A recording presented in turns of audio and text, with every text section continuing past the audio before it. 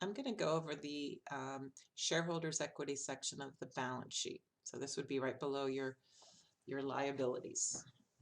And what we have is shareholders' equity is missing the common stock amount. This amount is always equal to your par value. Par value is an arbitrarily low amount set by the company. It is not the same as the price. When you see this account right below it, these two go hand in hand. These two together is the total cash received.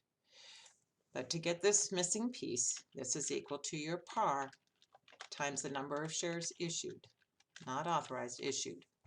Authorized is the maximum they're allowed to sell. Now, as far as this balance right here, that is actually equal to the price minus your par times the number of shares issued. Well, to get the price, I'm going to do it down here to show you. The price is equal to the sum of these two together. So you debit cash, they debited cash for, I'm going to show it to you here, for 440. To get the price, or average price, you would take your total cash received divided by the 200,000 shares that had to be sold to raise that kind of money. So that was $2.20. So what this amount represents, let me just show it to you here, is equal to your price of $2.20 minus the $1 times the number of shares issued. I gotta put an equal sign in front of there. And that's how you get your 240. So again, they got $2.20 in cash for each share. One of the dollars goes in here, the extra $1.20 in here. Retained earnings is the same old, your beginning retained earnings plus your net income minus your dividends equals your ending. Treasury stock, now that is a unusual equity account in that it has a normal debit balance, unlike these are all normal credit balances. So it's represented as a decrease to shareholders' equity.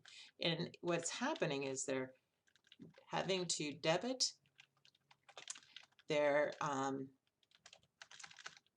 let's do it this way, $4 is what they bought those shares back, their own shares, they're buying back. It takes $4 that they have to spend to do that. So the entry that got this onto the books is they debited treasury stock and credited cash.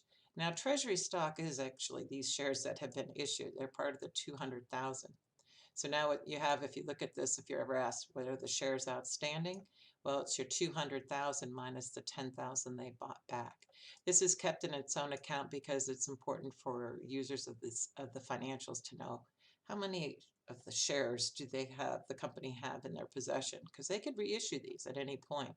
And when they do that, it means more shares are going to be sharing in dividends and also earnings per share.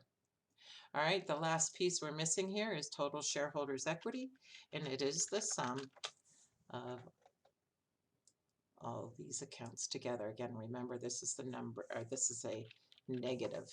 So their total shareholders' equity is 520. And that's it.